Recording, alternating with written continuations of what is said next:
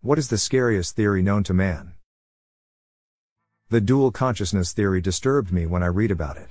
Basically, in my limited, layman understanding, a corpus callosotomy is a procedure that is sometimes used to treat conditions like epilepsy, where the connection between the two halves of the brain is severed. People can survive this and continue to live semi-normally, but usually with some cognitive impairments. Both halves of the brain continue to be alive, but there is little to no communication between the two sides. People who undergo the procedure can also exhibit some strange phenomena like alien hand syndrome, where the patient feels like some of their limbs will move on their own accord. They can also have difficulty controlling their non-dominant hand, trouble speaking, and issues with certain parts of their vision. The dual consciousness theory posits that both halves of the brain retain a consciousness after this procedure. Essentially, you become two people sharing the same body, completely unaware of each other. One variation of the theory is that one half of the brain is dominant, controlling most bodily functions, while the other half is basically cut off from most external stimuli, unable to communicate with the outside world, for the rest of their life. Just editing this to add that obviously this is only a theory and may not be correct.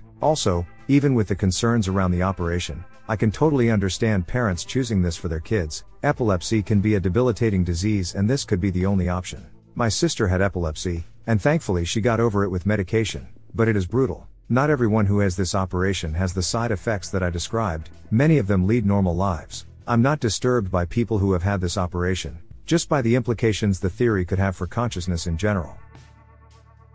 The Great Filter. The idea that we see no other civilizations out in space because they hit some wall that made them go extinct. Whatever it may be, it could be the reason we see no intelligent life out there. The question is, are we past the filter, or is the worst still to come? That at any moment at any given time some unknown cosmic thing could come from outer space and wipe us out in a blink, vacuum decay or gamma ray burst. Even our sun could just produce a huge enough solar storm, and we are basically doomed. Cold death of the universe. That the speed at which the universe is expanding is to the point where gravity will never pull it back. Matter will spread out and cool down and decay until everything, everywhere, just stops. Forever. The fact that it would take 8 minutes for Earth to know that the sun exploded, and it could have exploded 7 minutes ago. Potential answer to the Fermi paradox. We've never seen evidence of an alien civilization because no intelligent life survives long after the discovery of nuclear weapons. Aliens Theory by Neil deGrasse Tyson. Let's say intelligence is your ability to compose poetry, symphonies, do art, math, and science. Chimps can't do any of that, yet we share 99% DNA. Everything that we are, that distinguishes us from chimps, emerges from that 1% difference.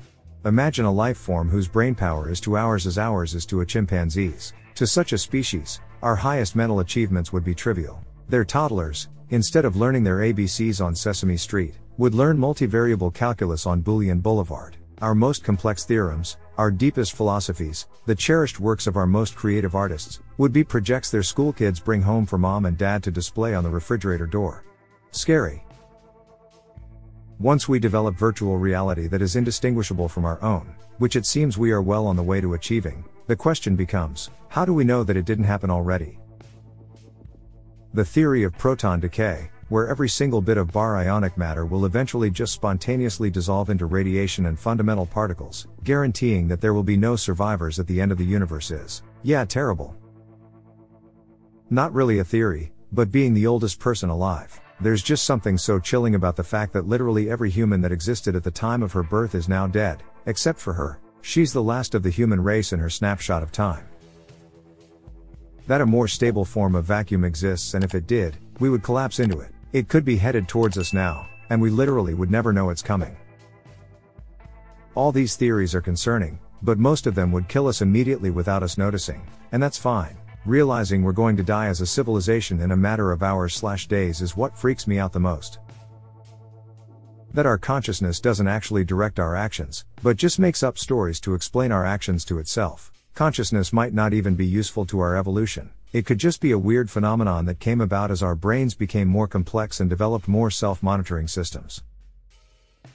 What if our understandings of physics and science, what we base our whole lives around, is just wrong? A man born without eyes cannot see. What if we are missing a huge chunk of reality, simply due to an inability to detect it?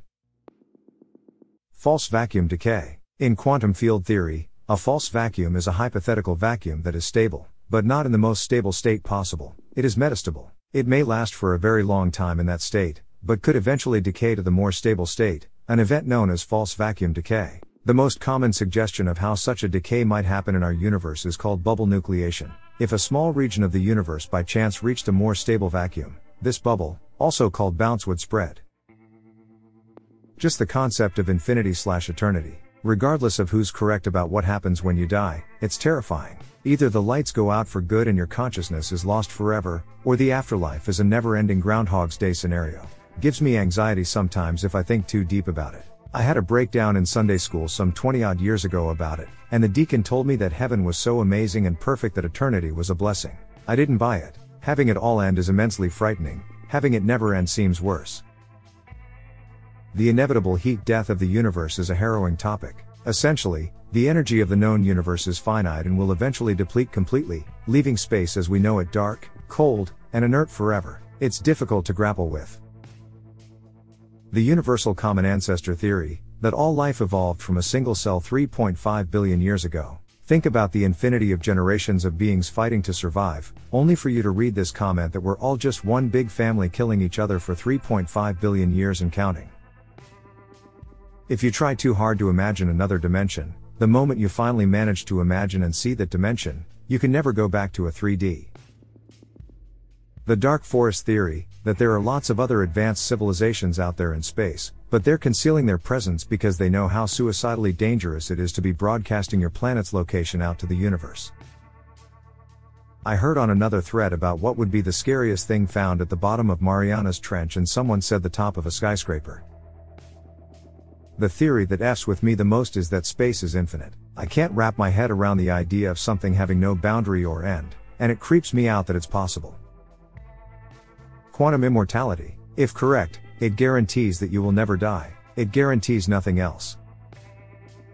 If you get blasted with a ton of radiation, your body instantly dies. But you will keep living for a while. Potentially weeks, like the Japanese nuclear plant worker who took more radiation than anyone else in history. Your DNA will shatter throughout your body, meaning as cells die, they will never be replaced again. Your body essentially starts rotting while you're still using it. Solipsism. Basically, there's no way to prove that anyone other than yourself actually exists. You can dive deeper if you like, it's actually pretty interesting.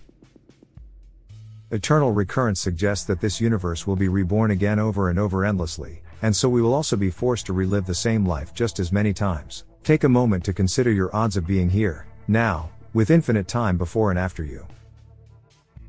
That our universe isn't going to collapse back into a singularity, but continue indefinitely to branch and extend outward until every single atom is stretched outwards and apart to its absolute limit, until the entire known universe shatters due to the tension. Not a theory in the common usage of the term, just a scary fact. The rest of the universe is expanding at such a rate that I'm guessing the timescale, can't actually recall the real number, a few billions of years, all the galaxies we can see now will be so far away that their light would never again reach Earth. So if you look out through a telescope after that time, there would be no indication of a universe larger than a handful of galaxies in what is known as the local group. It would be impossible to ever know there was more beyond those. And just to add, because sure it will be asked, the universe is expanding faster than the speed of light, hence the light ceases to be able to reach us. Yes, space can expand faster than light. It's not limited by the speed of light because it's space itself that's expanding, not something that's traveling through space, which would be limited to the speed of light. The theory that an all-out nuclear war wouldn't destroy nearly as much of civilization as we think. If this theory becomes widely accepted, the chances of a nuclear war happening becomes more likely. That humanity was once advanced and had vast cities in West Africa, where there was once vast forests, huge green grass flats with lakes and rivers. We thrived there between 50,000 and 10,000 years ago. But due to climate change, the rain became less and less until there wasn't enough to keep up the vegetation. The river Nile once ran all the way to Mali and Niger, but changed its route to where it is now, sealing the death seal on the West African human civilizations. Egypt was during its infancy during this time, theorized to have roots to the West African ancient civilizations. Egyptians found a flourishing ecosystem where Egypt today stands and founded a dynasty that would last for 3,000 years. During this time, Egypt would see the forests and entire ecosystem it was founded in withering away to the desert it is today. The Egyptian pharaoh Tutankhamun is closer to us in relative time than that of Egypt's first pharaoh. Humans have restarted at more than one point. The bottleneck is one, the West African fall of civilizations was another perhaps. And what lies hidden in the sand dunes below the Sahara? The single electron theory. A positron is identical to an electron moving backwards through time. And since all electrons and all positrons have identical, to the best of our current knowledge, properties, it's possible that all the electrons and all the positrons in the universe are just one particle moving forwards and backwards through time. This means that the future is already decided and there is no free will. Fermi's paradox. Two possibilities exist: either we are alone in the universe or we are not. Both are equally terrifying. The scariest theory, to me, is that reality is like the Library of Babel. There are infinite realities, most being nothing but garbage information. However, some realities make sense and tell a story, by happenstance. This means that literally everything happens somewhere.